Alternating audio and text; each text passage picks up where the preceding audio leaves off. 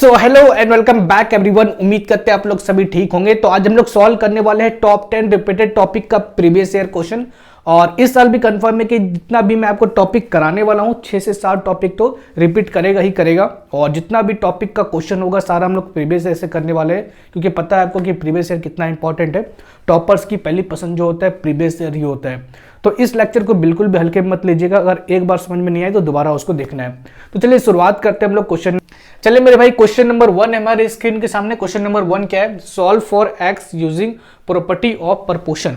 तो हमको यहाँ पे एक्स का वैल्यू फाइंड करना है प्रपोर्शन का प्रॉपर्टी का यूज करके, ठीक है।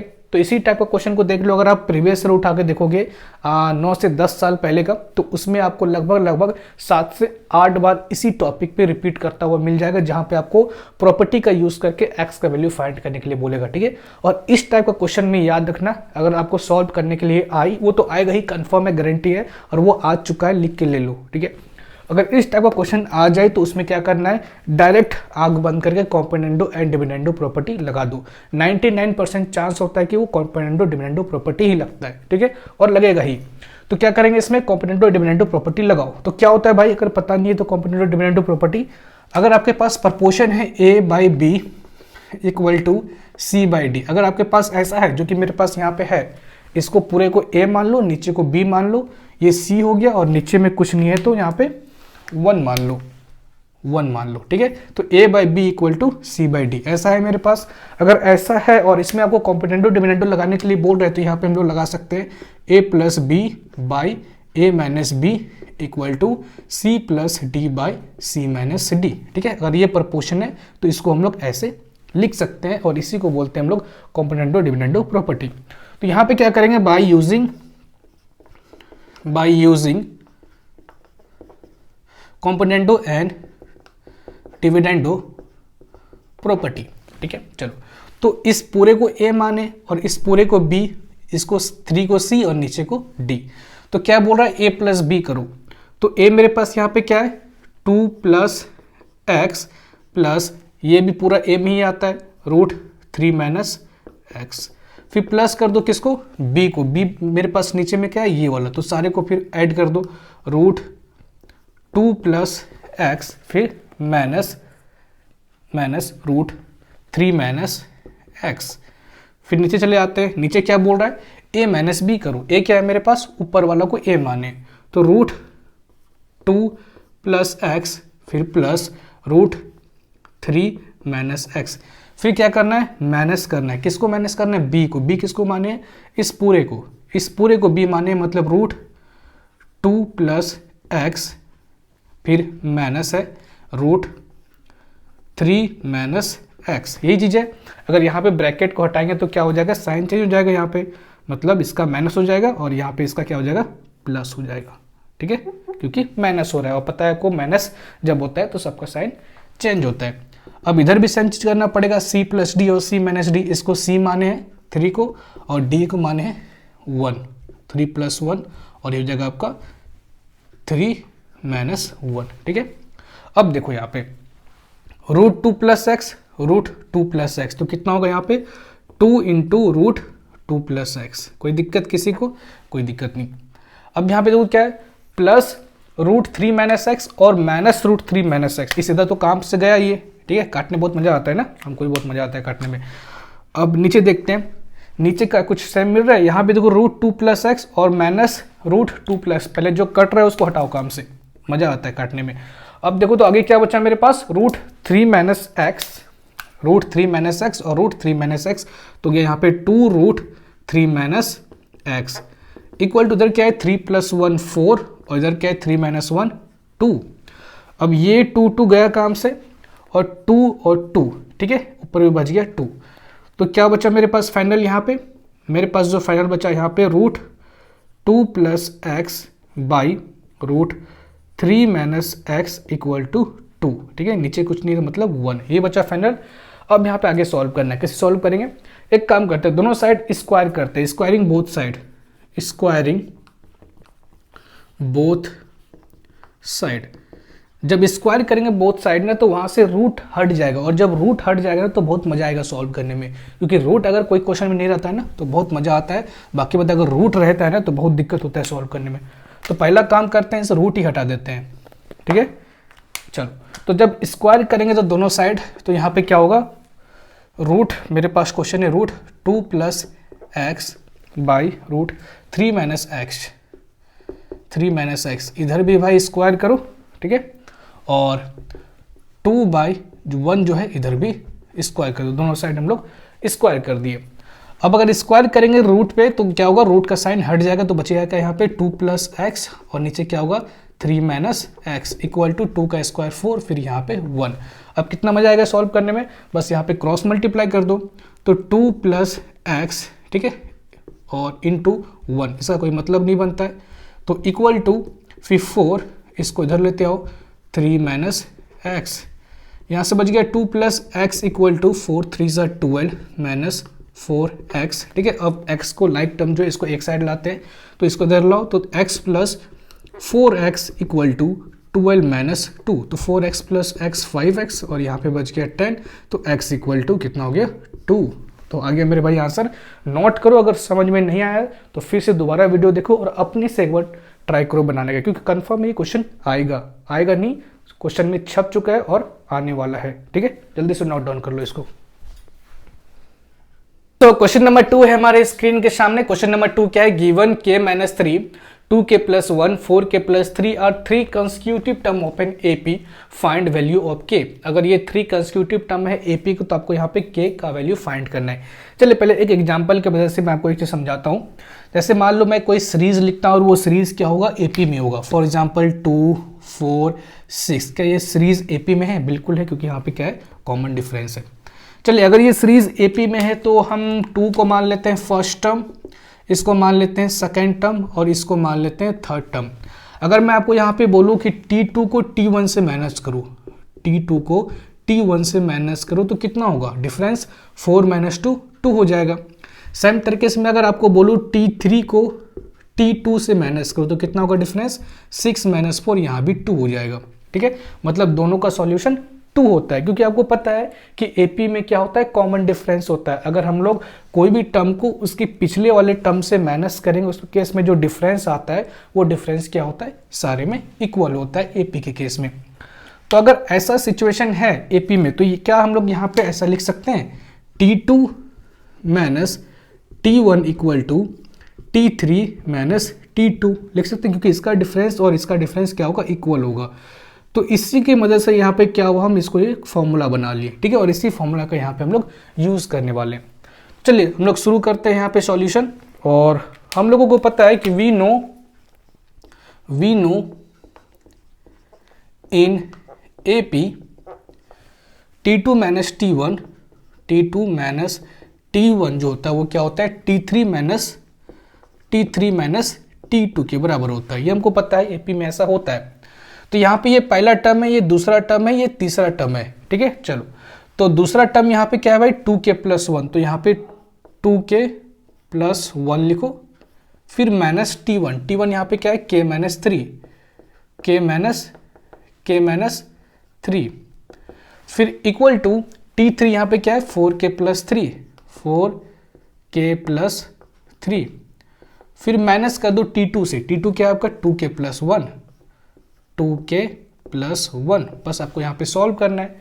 चलिए सॉल्व करते हैं। तो ये हो गया 2k + 1 - k + 3 equal to 4k + 3, फिर -2k, ब्रैकेट ओपन करेंगे तो -2k, फिर -1।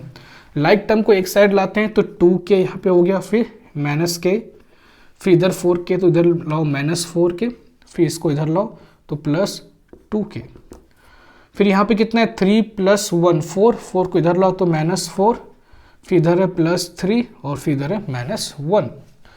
तो 2k और 2k, 4k + 4k -4k, तो ये तो गया काम से, बचा कितना इधर -k। तो -4 और +3 कितना हो गया, -1, और -1 कितना हो गया, -2, तो यहाँ से माइनस माइनस गया, बचा कितना आपके पास k इक्वल टू 2, तो k इक्वल टू 2 यहाँ पे सॉल्यूशन हो गया। जल्दी से नोट डाउन कर लीजिए, उसका देखते हैं हम लोग नेक्स्ट क्वेश्चन। चलिए मेरे भाई क्वेश्चन नंबर 3 है, मैट्रिक्स का क्वेश्चन है ये, चलिए सॉल्व करते हैं इसको। तो क्वेश्चन यहाँ पे आपको निकालने के लिए बोल रहा है find value of x and y। Solve करते हैं इसको। तो ईच एलिमेंट को पहले 2 से मल्टीप्लाई करो इसमें, तो कितना होगा 2 इंटू एक्स 2x, फिर 2 इंटू 9 18, 2 इंटू 7 14, फिर 2 इंटू वाई 2y एंड 2 और -5 कितना होगा -10 के बराबर, प्लस 6 -7 4 और इधर बचा आपका 5 इक्वल टू 10 7 22 और इधर है आपका 15। अब देखो तो ये दोनों मैट्रिक्स को क्या करना है, हमको ऐड करना है। तो करस्पॉन्डिंग एलिमेंट को बस क्या कर देंगे, ऐड कर देंगे। 2x प्लस 6 कितना होगा 2x प्लस 6 ही होगा। 14 -7 कितना होगा 7 ही होगा। 18 प्लस 4 कितना होगा 22 होगा। 2y -10 प्लस 5 कितना होगा 2y का 2y ही रहेगा, और -10 प्लस 5 कितना होगा -5 हो जाएगा। फिर इक्वल टू 10 7 और 22 और 15। अब यहाँ पे देखो तो दोनों मैट्रिक्स जो है आपका वो इक्वल है। अगर दो मैट्रिक्स आपका इक्वल होता है तो इसका करस्पॉन्डिंग एलिमेंट भी क्या होता है भाई, इक्वल होता है। इसका मतलब 2x प्लस 6 जो है वो 10 के बराबर होगा, और 2y -5 जो है वो 15 के बराबर होगा ना। चलिए सॉल्व करते हैं आगे। तो आगे यहाँ पे लिख सकते हैं 2x प्लस 6 इक्वल टू 10 के बराबर, ओके। और दूसरा यहाँ पे लिख सकते हैं 2y -5 इक्वल टू 15 के बराबर, 2y -5 इक्वल टू 15 के बराबर। जब इसको सॉल्व करेंगे तो 2x इक्वल टू 10 -6 और 2x इक्वल टू 4 और x इक्वल टू यहाँ पे कितना आ गया आपका 2। इसको सॉल्व करते हैं तो 2y equal to 15 plus 5 and 2y equal to 20 and y equal to 10। तो आपका आंसर आ गया x इक्वल टू 2 और y इक्वल टू 10। इसको नोट कीजिए, देन देखते हैं हम लोग क्वेश्चन नंबर 4। क्वेश्चन नंबर 4 देखते हैं, ये भी मैट्रिक्स का क्वेश्चन है, काफी इंपॉर्टेंट चैप्टर है आपका मैट्रिक्स। तो यहाँ पे 2 क्वेश्चन ले रहे हैं। इसका क्वेश्चन है यहाँ पे if A is equal to आपको मैट्रिक्स दिया हुआ, B मैट्रिक्स दिया है, C मैट्रिक्स दिया है, तो फाइंड करने के लिए बोल रहा है आपके सामने क्वेश्चन है AC plus B square minus 10C। Value put करके आपको इसका सॉल्यूशन फाइंड करना है। चलिए भाई पुट करते हैं। तो A यहाँ पे आपका क्या है, A है मेरे भाई 2 है, फिर 3 है, फिर 5 है, देन 7 है, एंड प्लस अभी C भी है आपका ना। तो C कितना है आपका A इंटू C, तो C कितना है 1 0 -1 and 4, then plus B square. B क्या है आपका, B जो है 0 4 -1 उसके बाद 7। B आपको 2 बार मल्टीप्लाई करना है, B इंटू B है यहाँ पे, तो B 0 4 -1 7, फिर -10। C कितना है आपका, C जो है वो है 1 0 -1 4। ये पूरा वैल्यू पुट कर दिए, अब बस आपको सॉल्यूशन फाइंड करना है। चलिए शुरू करते हैं। तो सबसे पहले यहाँ पे मल्टीप्लाई है आपका, तो मल्टीप्लाई तो करने आता होगा। क्या करेंगे, फर्स्ट रो को फर्स्ट कॉलम से मल्टीप्लाई करेंगे। तो फर्स्ट रो को जब फर्स्ट कॉलम से मल्टीप्लाई करेंगे तो क्या होगा, ये देखो तो यहाँ पर जाएगा 2 इंटू 1 2, देन 3 इंटू -1 -3, ये फर्स्ट एलिमेंट हो गया। नेक्स्ट केस में क्या करेंगे, फर्स्ट रो को सेकेंड कॉलम से मल्टीप्लाई करेंगे, सेकेंड कॉलम से, फिर 2 इंटू 0 0, फिर 3 इंटू 4 12। देन क्या करेंगे, सेकेंड रो को फर्स्ट कॉलम से मल्टीप्लाई करेंगे, सेकेंड रो को फर्स्ट कॉलम से मल्टीप्लाई करेंगे। तो 5 इंटू 1 5, उसके बाद 7 इंटू -1 -7। फिर क्या करेंगे, सेकेंड रो को सेकेंड कॉलम से मल्टीप्लाई करेंगे। तो 5 इंटू 0 0, फिर 7 इंटू 4 कितना होगा 28, फिर प्लस 0, यहाँ पे भी मल्टीप्लाई करना है आपको। तो देखो तो फर्स्ट रो को फर्स्ट कॉलम से मल्टीप्लाई करो, तो क्या होगा यहाँ पे 0 इंटू 0 0, फिर 4 इंटू -1 -4। फिर फर्स्ट रो को सेकेंड कॉलम से मल्टीप्लाई करो, तो 0 इंटू 4 0, फिर 4 इंटू 7 कितना होगा 28। फिर क्या करना है आपको, सेकेंड रो को फर्स्ट कॉलम से मल्टीप्लाई करना है, तो -1 इंटू 0 0, फिर 7 इंटू -1 -7, फिर सेकेंड रो को फर्स्ट सेकेंड कॉलम से, सेकेंड रो को सेकेंड कॉलम से, तो -1 इंटू 4 -4 और 7 इंटू 7 49, 7 7 जो 49। ओके, इधर आपको ईच एलिमेंट से 10 से मल्टीप्लाई कर दो, तो माइनस यहाँ पे आपका, और 10 इंटू 1 10, फिर 10 इंटू 0 0, फिर 10 इंटू -1 -10, फिर 10 इंटू 4 40। ओके, तो ये हम लोग इसका आधा सॉल्यूशन कर चुके हैं, अब और आधा करते हैं यहाँ पे। तो देखो, तो यहाँ पे फिर कितना होगा, 2 -3 -1, फिर 0 + 12 12, 5 -7 कितना होगा, -2, 0 + 28 ये हो गया 28, प्लस यहाँ पे कितना है, 0 -4 फिर 0 + 28 28 के बराबर, 0 -7 -4 + 9 कितना होगा, 45, और माइनस उसके बाद है आपका 10 0 -10, उसके बाद है 40। ओके, अब आगे और सॉल्व करते हैं। अब इसको और इसको ऐड करते हैं, तो यहाँ पे क्या हो जाएगा, -1 -4 -5 के बराबर, 12 + 28 तो कितना होगा, 40 के बराबर, -2 -7 -9, 28 + 45 तो कितना होगा, 73, ये हो गया 73, माइनस क्या करना है, 10 0 -10 और 40। अब दोनों को क्या करो भाई, दोनों मैट्रिक्स को माइनस करो, तो -5 -10 कितना होगा, -15, 40 -0 तो 40 ही हो जाएगा यहाँ पे, -9 और -10 तो माइनस प्लस हो जाएगा, तो +10, -9 + 10 कितना होगा, +1 के बराबर। ओके, 73 -40 तो कितना होगा, 33 के बराबर, 33। तो ये है आपका सॉल्यूशन, तो इसको नोट कीजिए। उसका देखते हैं हम लोग क्वेश्चन नंबर 5। क्वेश्चन नंबर 5 देखते हैं, और क्वेश्चन नंबर 5 क्या है, the 5th term and 9th term of an AP are 4n - 12 respectively find first term, common difference and sum of 16 term of an AP. Okay, चलिए find करते हैं। Question ज़्यादा difficult तो है नहीं, लेकिन इंपॉर्टेंट है ये क्वेश्चन। तो सबसे पहले क्वेश्चन में क्या क्या दिया है उसको देख लेते हैं। 5th टर्म कितना दिया है आपको, 5th टर्म जो दिया है वो दिया है 4। नेक्स्ट आपको 9th टर्म दिया है, यहाँ पे कितना, 9th टर्म दिया है मेरे को -12। अब आपके पास nth टर्म वाला फॉर्मूला पता होगा। nth टर्म का फॉर्मूला क्या होता है, nth term is equal to a + n - 1 into d. यही होता है फॉर्मूला, जिसमें a आपका क्या है, फर्स्ट टर्म, n क्या है, नंबर ऑफ टर्म्स, d क्या है आपका कॉमन डिफरेंस। अब 5th टर्म इक्वल टू 4 जो दिया है, इसके मदद से हम इसमें पुट करते हैं। ठीक है, तो 5th term is equal to a + n - 1 into d लिख सकते हैं। 5th टर्म कितना है आपका, 4 है, इक्वल टू फर्स्ट टर्म मेरे पास है नहीं, n है मेरे पास, नंबर ऑफ टर्म्स कितना है, 5 है, तो 5 - 1 और d भी मेरे पास नहीं है, तो 4 इक्वल टू a + 5 - 1 4 4d। ठीक है, तो यहाँ से इसको मान लो भाई इक्वेशन 1। सिमिलरली क्या करेंगे हम लोग, इसके लिए भी निकालेंगे। सिमिलरली क्या यहाँ पे लिख सकते हैं, -12 इक्वल टू a + 9 है, तो इसका मतलब 8d हो जाएगा, एक कम होता है 8d। इसको इक्वेशन 2 मान लो। इक्वेशन 1 और इक्वेशन 2 हमारे पास आ गया। अब दोनों को बस सॉल्व करना है और a और d आपको निकालना है। चलिए सॉल्व करते हैं। अब सॉल्व करने का अपना अपना तरीका है, चाहे आप यहाँ से a को सब्स्टिट्यूट कर सकते हो इसमें, या तो दोनों को सब्ट्रैक्ट करोगे तो इसमें भी आपका आ जाएगा। तो सब्ट्रैक्टिंग 2 फ्रॉम 1, 2 को 1 से सब्ट्रैक्ट कर दो। ठीक है, इसको किसी तरीके से करोगे आ जाएगा आंसर आपका। 4 इक्वल टू a + 4d। यहाँ पे क्या है, -12 इक्वल टू a + 8d।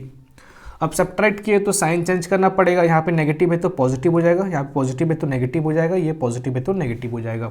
ठीक है, अब देखो ये +a और -a गया काम से, और यहाँ पे 4 अब +12 बन गया तो 16 बन गया ये। ठीक है, 12 + 4 16 इज इक्वल टू -8d और +4d, तो कितना हो जाएगा यहाँ पे, -4d के बराबर, और d यहाँ पे अगर सॉल्व करें तो कितना होगा, -4, तो d निकल गया आपका -4। अब फर्स्ट टर्म निकालते हैं। फर्स्ट टर्म किसी भी एक इक्वेशन में पुट कर दो, आपका आंसर आ जाएगा। बाय पुटिंग इन 1 में पुट करो या 2 में पुट करो, किसी में पुट करो, आंसर आ जाएगा। बाय पुटिंग इन 1, तो 4 equal to a plus 4, d कितना है -4, तो 4 is equal to a -4 into 4 कितना होगा -16। तो यहाँ से अगर a निकालेंगे तो क्या होगा 16 + 4 20, तो a आपका आ गया 20। ठीक है, तो यहाँ पे मेरे पास 2 का आंसर निकल चुका है। एक फर्स्ट टर्म जो है मेरे पास वो क्या आ गया 20, ओके, और यहाँ पे कॉमन डिफरेंस जो आ गया वो क्या आ गया -4, और एक बचा है जो कि निकालना है आपको sum of 16 term of an AP. तो डायरेक्ट फॉर्मूला पे बेस है, ठीक है, आपको पता होगा formula SN equal to n/2 2a plus n-1 into d. यही फॉर्मूला है जिसमें a आपका क्या है फर्स्ट टर्म है, n नंबर ऑफ टर्म्स है, d कॉमन डिफरेंस है, यहाँ पे भी जो n है नंबर ऑफ टर्म्स को रिप्रेजेंट कर रहे हैं। तो SN equal to n/2 2a plus n-1 into D में 16 टर्म निकालना है, मतलब नंबर ऑफ टर्म्स जो हो जाएगा 16 हो जाएगा, by 2 into a। First term already हम यहाँ पे सॉल्व कर चुके हैं, 20 है, 20 प्लस फिर 16 नंबर ऑफ टर्म्स है -1, और कॉमन डिफरेंस कितना है -4। बस इसको सॉल्व कर दो, तो 2 8 जा 16, फिर कितना होगा 22 जा 40, फिर 16 -1 15, और 15 को -4 से मल्टीप्लाई करना है आपको, ठीक है। ओके, अब देखो यहाँ पे कितना होगा 8 40 15 4 जा 60, -60 हो जाएगा यहाँ पे, और 8 -60 प्लस 40 कितना होगा -20, और -20 इंटू 8 कितना होगा 160, 8 2 जा 60, तो -160। तो आंसर कितना आ गया आपका 160। सम ऑफ 16 टर्म का जो होगा आंसर वो होगा 160 के बराबर, -160 के बराबर। ओके, तो नोट कीजिए, देन देखते हैं हम लोग नेक्स्ट क्वेश्चन। क्वेश्चन नंबर 6 है, काफी इंपॉर्टेंट क्वेश्चन है। Using factor theorem, so x-2 is a factor of x³ plus x² -4x-4, has factorise polynomial completely. तो यहाँ पे आपको प्रूव करना है x-2 जो है ना फैक्टर है इस पोलिनोमियल का, वो भी फैक्टर थ्योरम के मदद से। तो फैक्टर थ्योरम की मदद से कैसे सॉल्व करेंगे, तो सबसे पहले फैक्टर थ्योरम कहता क्या है, फैक्टर थ्योरम ये कहता है कि अगर आपका x-2 इस पोलिनोमियल का फैक्टर होगा, तो अगर x-2 इक्वल टू 0 करने के बाद जो भी x का वैल्यू आएगा, अगर उस x के वैल्यू को अगर इस पोलिनोमियल में पुट कर दे तो पूरा पोलिनोमियल क्या होना चाहिए 0 के बराबर होना चाहिए, तभी जाके मानेंगे कि x-2 क्या है फैक्टर है इस पोलिनोमियल का। ओके, मे बी अभी आपको समझ में नहीं आया होगा, चलिए सॉल्व करते हैं तो आपको समझ में आ जाएगा। चलिए मान लेते हैं इस पोलिनोमियल का मान लेते हैं p of x equal to x³ plus x² minus 4x-4। Okay, अब यहाँ पे हमारे पास जो x-2 है इसको कर लेते हैं इक्वल टू 0 के बराबर। जब x-2 को इक्वल टू 0 के बराबर किए तो x का वैल्यू यहाँ पे आ गया 2। अब इस x का वैल्यू जो है ना 2 को इसमें पुट करेंगे, अगर इसमें पुट करने के बाद पूरा 0 के बराबर हो जाएगा तो वहाँ पे हम लोग मान लेंगे कि x-2 जो है फैक्टर है इस पोलिनोमियल का। तो देयरफॉर अगर यहाँ पे हम लोग पुट कर दे 2 का क्यूब प्लस 2 का स्क्वायर माइनस 4 इंटू 2 माइनस 4, चलिए भाई 2 का क्यूब 8 प्लस 2 का स्क्वायर 4 माइनस 8 फिर माइनस 4, देखो तो 8 4 12, फिर -8 -4 यहाँ भी 12, मतलब 0, मतलब बधाई हो आपका जो x-2 है वो क्या है फैक्टर है इस पोलिनोमियल का। देयरफॉर यहाँ पे हम लोग लिख सकते हैं कि x-2 is a factor of polynomial p of x। ठीक है, चलिए सॉल्व हो गया। सो इसमें और एक क्वेश्चन पूछ रहा है हैंस फैक्टराइज पोलिनोमियल कंप्लीटली। चलिए इसको भी सॉल्व कर लेते हैं और इसको फैक्टराइज करते हैं पोलिनोमियल को। हमारे पास पोलिनोमियल यहाँ पे है x³ plus x² minus 4x -4 और एक फैक्टर क्या है हमारे पास x-2 आता है डिवाइड करने के लिए, कि भूल गए? कोई बात नहीं, मैं आपको रिवाइज करवा देता हूँ। तो सबसे पहले इसमें क्या करते हैं, x को कोशिश करना है कि x क्यूब के जैसा बनाने के लिए। तो x में ऐसा क्या मल्टीप्लाई करें कि x क्यूब बन जाए? बिल्कुल, अगर x में हम लोग x स्क्वायर मल्टीप्लाई करें तो ये बन जाएगा आपका x क्यूब के बराबर। तो x इंटू एक्स स्क्वायर कितना होगा? x क्यूब के बराबर। अब -2 इंटू एक्स स्क्वायर कितना होगा? -2x square. ओके, अब क्या करो, बस यहाँ पे दोनों को माइनस कर दो। तो यहाँ पे प्लस है तो माइनस हो जाएगा, तो माइनस है तो यहाँ पे प्लस हो जाएगा। ठीक है, तो ये दोनों गया काम से, बचा कितना यहाँ पे +x स्क्वायर और +2x स्क्वायर कितना होगा? 3x square. अब जो भी यहाँ पे बचा नीचे उतार दो, -4x -4। अब नेक्स्ट स्टेप क्या करना है, सेम तरीके से आपको x को कोशिश करना है 3x के ऐसा बनाने के लिए। तो क्या करेंगे, x में अगर हम लोग 3x अगर मल्टीप्लाई कर दें, x में अगर 3x मल्टीप्लाई कर दे तो ये बन जाएगा 3x स्क्वायर। तो यहाँ पे लिखो 3x स्क्वायर, फिर -2 और +3x कितना होगा? -6x। अब दोनों को माइनस करेंगे तो क्या होगा? साइन चेंज होगा, तो ये प्लस है तो माइनस हो जाएगा, माइनस है तो प्लस हो जाएगा। तो ये दोनों गया काम से, बचा यहाँ पे क्या? -4x और +6x, तो हो जाएगा यहाँ पे +2x और यहाँ पे बच गया मेरे पास -4। अब क्या करना है आपको, यहाँ पे कोशिश करना है कि x को 2x के जैसा बनाने के लिए। तो क्या करेंगे, यहाँ पे बस x में हम लोग 2 मल्टीप्लाई कर दे तो ये 2x बन जाएगा। तो यहाँ पे हो जाएगा आपका 2x और इधर है -2 और +2 -4 के बराबर। तो दोनों को माइनस करेंगे तो साइन चेंज करना पड़ेगा, प्लस का माइनस हो जाएगा, माइनस का प्लस हो जाएगा। तो ये भी गया काम से, ये भी गया काम से।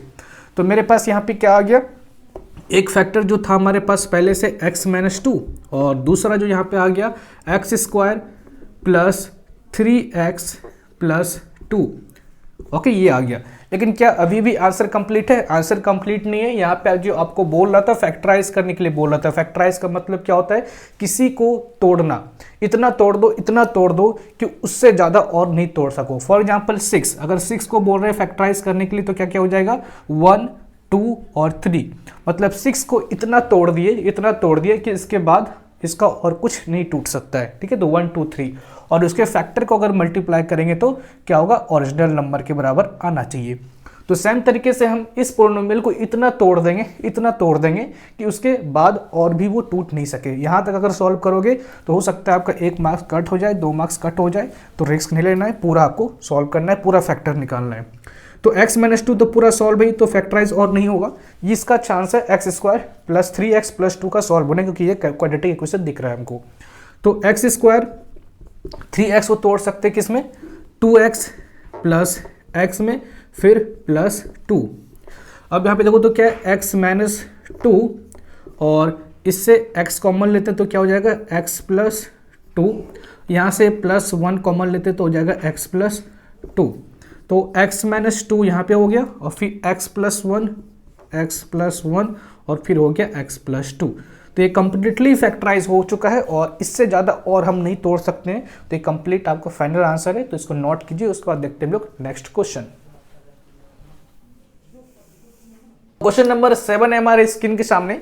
Factorise completely using factor theorem. तो फैक्टर थ्योरम के मदद से आपको कंप्लीटली फैक्टराइज करना है। क्वेश्चन नंबर 6 के जैसा है लगभग, लेकिन क्वेश्चन नंबर 6 में आपको एक फैक्टर दिया हुआ था, इसमें आपको एक भी फैक्टर नहीं दिया है। तो इस टाइप के क्वेश्चन के लिए हम लोग क्या करेंगे, हीट एंड ट्रायल मेथड का यूज़ करेंगे और हीट एंड ट्रायल मेथड की मदद से एक फैक्टर निकालेंगे। उसके बाद हम लोग डिवीजन मेथड का यूज़ करके बाकी का फैक्टर निकाल लेंगे। तो चलिए इस पूरे पोलिनोमियल का नाम रख देते हैं P of x equal to, ठीक है, 1 बाय 1 हम लोग x में वैल्यू पुट करेंगे और चेक करेंगे कहाँ पे पूरे का वैल्यू 0 हो जा रहा है। इस पूरे पोलिनोमियल का वैल्यू 0 हो जा रहा है क्या x का वैल्यू रखने पे। तो चलो अपने रैंडमली यहाँ पे कोई भी हम लोग वैल्यू पुट कर सकते हैं। x इक्वल टू -2 एक बार रख के देखते हैं, ठीक है, x इक्वल टू -2 एक बार रख के देखते हैं।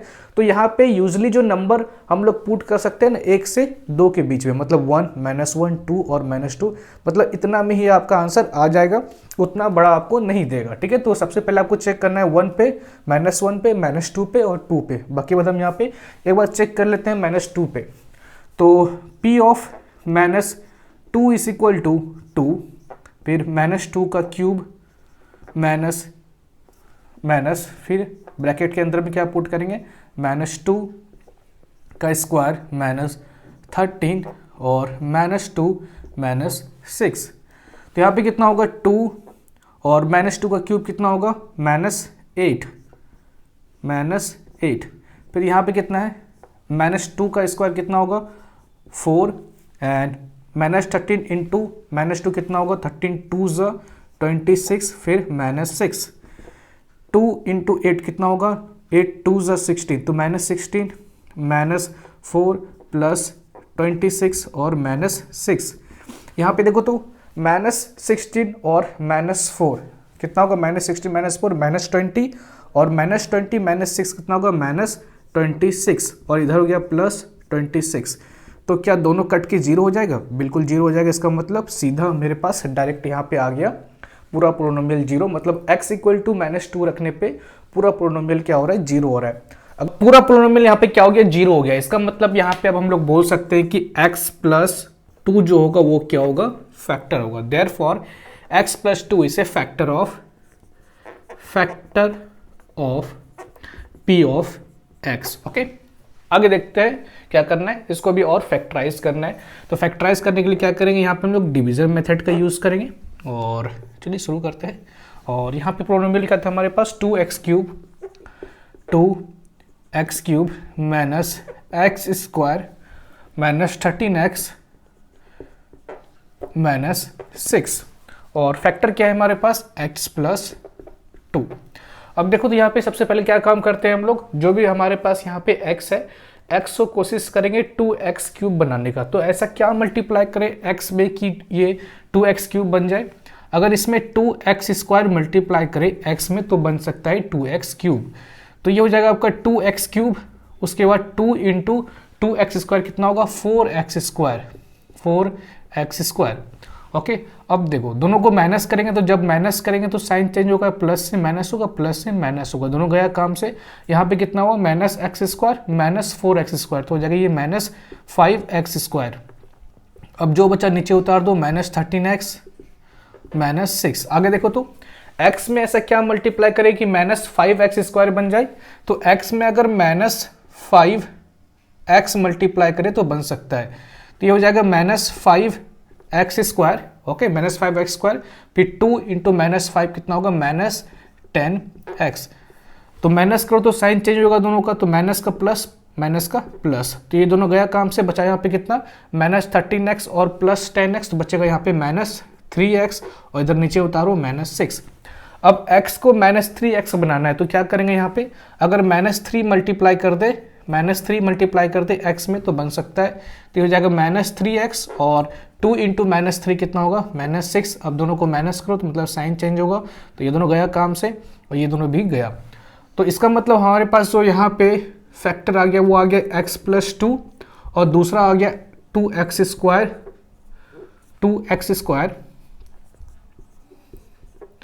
-5x और -3। क्या अभी ये कंप्लीट है आंसर? अभी कंप्लीट नहीं, क्योंकि आपको पूरा फैक्टराइज करने के लिए बोला। जितना फैक्टर फाइंड कर सकते हो उतना फाइंड करना है, यहाँ तक छोड़ोगे तो मार्क्स आपका कट सकता है। तो x + 2 ये हो गया आपका। अब देखो तो इसको किस में ब्रेक कर सकते हैं, आपका ये क्वाड्रेटिक इक्वेशन है। क्वाड्रेटिक इक्वेशन अगर आपको आता होगा तो वो सॉल्व कर लोगे। तो इसको लिख सकते हैं -6x और +x -3 लिख सकते हैं, बिल्कुल। -5x को तोड़ दिए -6x + x में, तो हो जाएगा x + 2 और अंदर में यहाँ पे 2x कॉमन लेते हैं तो बचेगा अंदर में x - 3। ठीक है, x - 3। यहाँ पे +1 कॉमन लेते हैं तो बचेगा यहाँ पे x - 3। अब x + 2 एक फैक्टर ये हो गया, दूसरा फैक्टर 2x + 1 हो जाएगा, 2x + 1 और तीसरा फैक्टर हो जाएगा x - 3। तो टोटल यहाँ पे हमारे पास 3 फैक्टर आ गया। एक है x + 2, दूसरा 2x + 1, तीसरा x - 3। तो नोट कीजिए, उसका देखते हैं हम लोग नेक्स्ट क्वेश्चन। क्वेश्चन नंबर 8 देखते हैं और क्वेश्चन नंबर 8 है आपका solve for x the quadratic equation x² - 4 - 8 = 0। Give your answer correct to 3 significant figure. यहाँ पे 3 सिग्निफिकेंट फिगर तक आपको करेक्ट करने के लिए बोला है और इस टाइप का क्वेश्चन लगभग हर साल आई जा रहा है, क्वाड्रेटिक इक्वेशन का क्वेश्चन। ठीक है, और इस टाइप का क्वेश्चन जो होता है हमेशा फॉर्मूला मेथड से सॉल्व होता है और इसको सॉल्व भी करना पड़ेगा आपको फॉर्मूला मेथड से। तो क्वेश्चन क्या है हमारे पास, x² - 4x minus 8 equal to 0। सबसे पहले करेंगे कंपेयर, ठीक है, कंपेयर करेंगे किससे, a x square plus b x plus c equal to 0 से। तो जब कंपेयर करेंगे तो यहाँ पे ए क्या हो जाएगा मेरे भाई, एक्स स्क्वायर का कोफिशिएंट जो कि है 1, बी क्या हो जाएगा, एक्स का कोफिशिएंट जो कि है -4, सी क्या हो जाएगा आपका -8। अब यहाँ पे फॉर्मूला का यूज़ करो, x equal to minus b plus minus root b square minus 4ac by 2 into a. Then x equal to b आपका क्या है यहाँ पे -4 माइनस और अंदर में भी -4 plus minus root b square मतलब -4 का स्क्वायर -4 इंटू ए कितना है आपका 1, देन सी कितना है आपका -8 बाई 2 इंटू ए कितना है आपका 1। आगे सॉल्व करते हैं तो x इक्वल टू माइनस और -4 कितना हो जाएगा +4 प्लस माइनस रूट -4 का स्क्वायर 16, देन 8 4 या 32 तो +32 यहाँ पे हो जाएगा आपका, नीचे हो जाएगा 2 1 2, then x equal to 4 plus minus root 16 plus 32 कितना हुआ 6 प्लस 2 8 और 3 1 4 48 बाई 2, ठीक है। अब आगे देखो, आगे x equal to 4 plus minus root, क्या 48 को लिख सकते हैं 16 इंटू 3 लिख सकते हैं ना, और नीचे क्या आपका 2 है। तो x equal to 4 plus minus, तो रूट 16 क्या होता है 4 होता है, तो रूट 16 4 मतलब ये बाहर निकल जाएगा, और रूट 3 ही यहाँ पे रखो, और रूट 3 का वैल्यू सबको याद होगा कितना होता है 1.732। तो यहाँ पे क्या करेंगे, देन नेक्स्ट क्या करेंगे, यहाँ पे कुछ कॉमन आ रहा है तो कॉमन लेके हटा दो, उसके बाद क्या करेंगे हम लोग रूट 3 का वैल्यू पुट करेंगे क्योंकि इजी होगा सॉल्व करने में। तो x इक्वल टू 2 कॉमन है तो 2 यहाँ से कॉमन निकालो, तो 2 प्लस 4 नहीं निकालेंगे क्योंकि यहाँ पे 2 है तो 2 इजिली कट जाएगा, इसलिए यहाँ पे 2 कॉमन बाहर निकाल रहे हैं।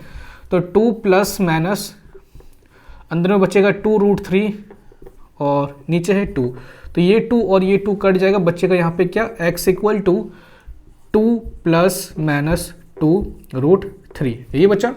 चलो इसको हम लोग क्या लिख सकते हैं भाई, x equal to 2 plus minus 2 into root 3 का वैल्यू पता होगा 1.732 होता है।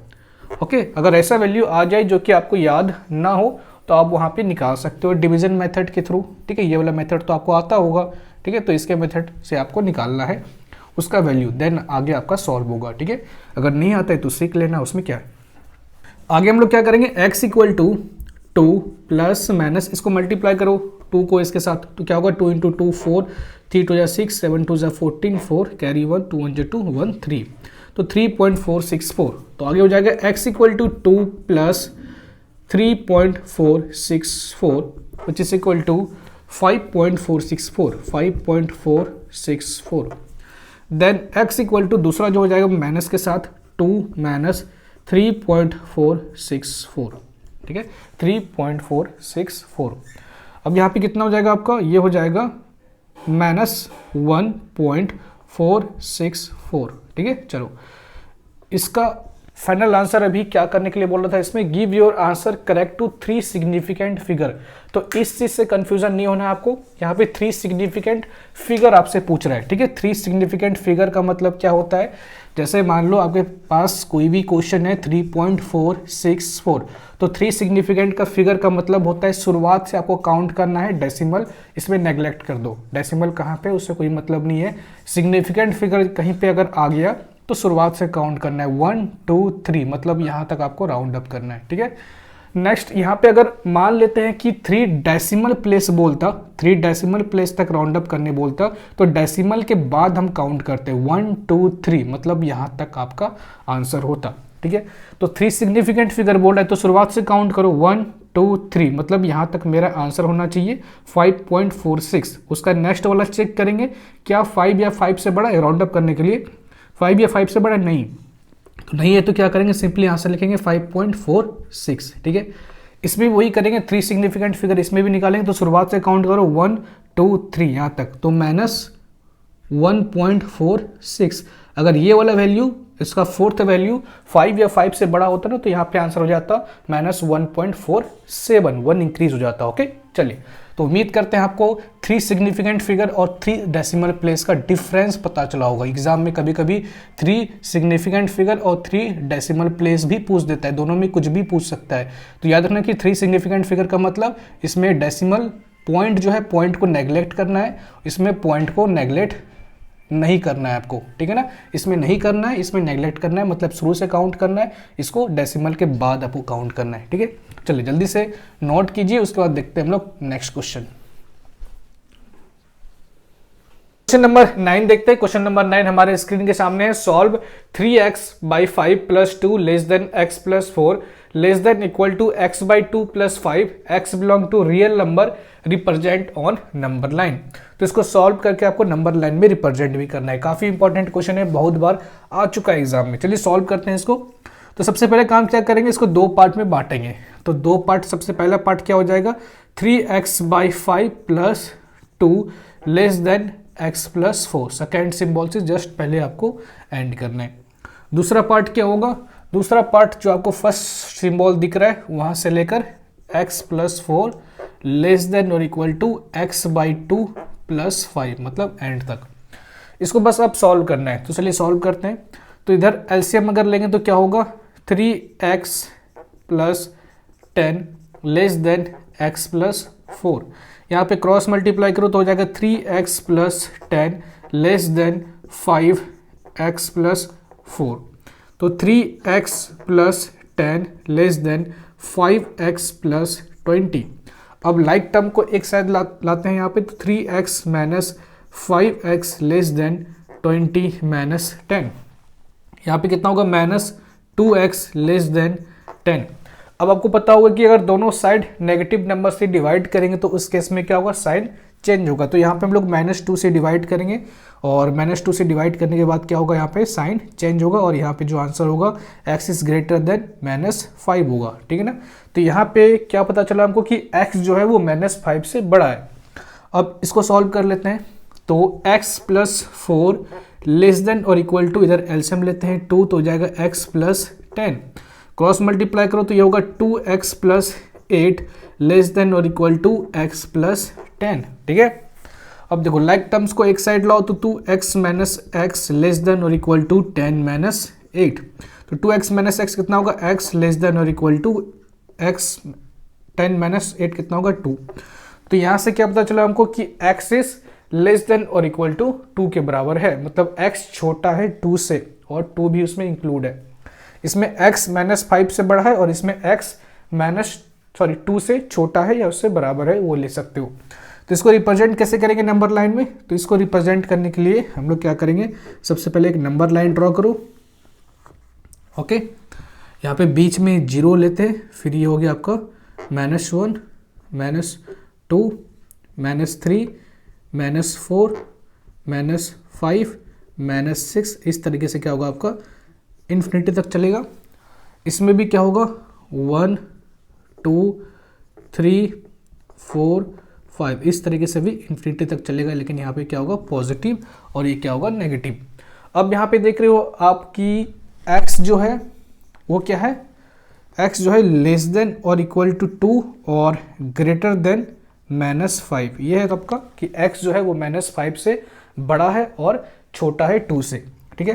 तो इसको रिप्रेजेंट करना है तो -5 से स्टार्ट करो, ठीक है, -5 से स्टार्ट करो, लेकिन -5 आपको यहाँ पे क्या करना है, इंक्लूड नहीं करना है। इसलिए बस आपको एक सर्कल बनाना है -5 के ऊपर, उसको कवर नहीं करना है, कलर नहीं करना है बस उसको, ठीक है।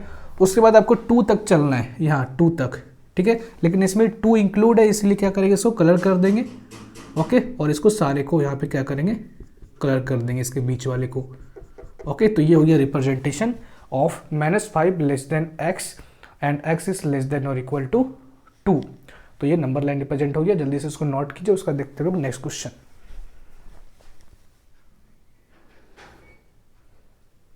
तो तो ये हमारा आज का लास्ट क्वेश्चन रहेगा, क्वेश्चन नंबर 10। और अगले लेक्चर में हम लोग most important question of circle, specially circle के लिए हम लोग क्वेश्चन लाने वाले हैं, और वो भी सारे इंपॉर्टेंट क्वेश्चन रहेगा, तो उसको भी देखना मत भूलिएगा।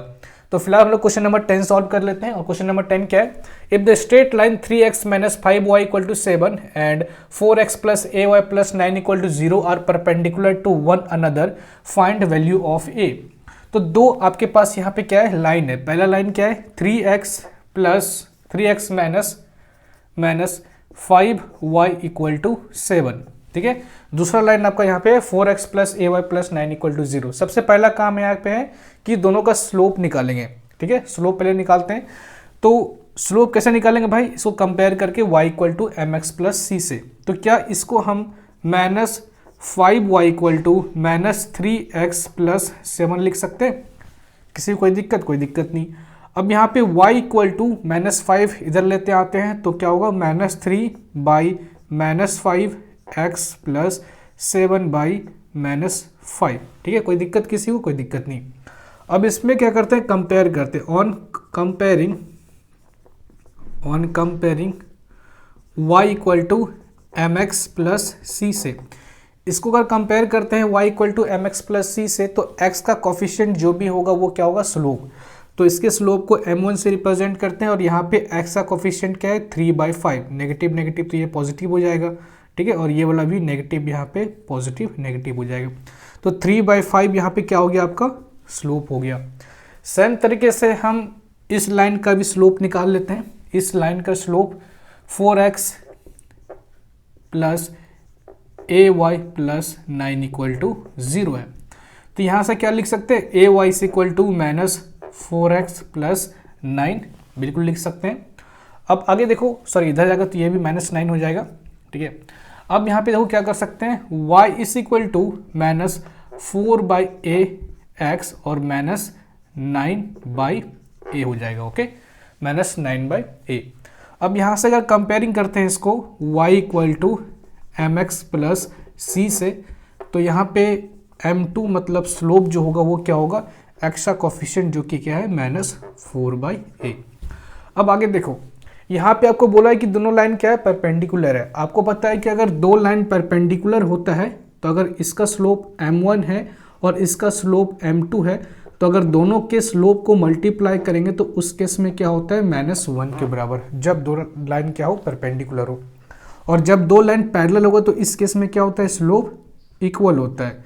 लेकिन ये वाला कंडीशन नहीं दिया हमको, ये कंडीशन दिया है, तो यहाँ पे क्या करेंगे, दोनों के स्लोप को मल्टीप्लाई करके -1 के बराबर करेंगे। Hence m1 and m2 are perpendicular, ठीक है। आप लिख सकते हैं कोई, hence both line are perpendicular, ठीक है। Hence both line are perpendicular, therefore m1 × m2 = -1 के बराबर होगा। तो m1 यहाँ पे कितना है, 3/5, और m2 कितना है, -4/a = -1। नेक्स्ट देखो क्या करेंगे, यहाँ पे हो जाएगा आपका 3 × -4 -12, और ये क्या होगा आपका 5a = -1 के बराबर। नेक्स्ट क्या होगा, यहाँ पे क्रॉस मल्टीप्लाई कर सकते हो, तो -12 = -5a के बराबर होगा, और यहाँ पे a = किसके बराबर होगा, -12/-5, और लिख सकते हैं इसको 12/5। तो ये हमारा आंसर, ए का जो वैल्यू आया वो 12/5 आया। तो ये हमारा लास्ट क्वेश्चन, और उम्मीद करते हैं कि आपको समझ में आया होगा सारा क्वेश्चन। और अब हम लोग अगले लेक्चर में देखेंगे most important question of circle के बारे में। तो वीडियो अच्छा लगा हो तो प्लीज़ एक लाइक, शेयर एंड सब्सक्राइब कर दीजिएगा। तो मिलते हैं आपसे अगले वीडियो में, तब तक के लिए जय हिंद, जय भारत।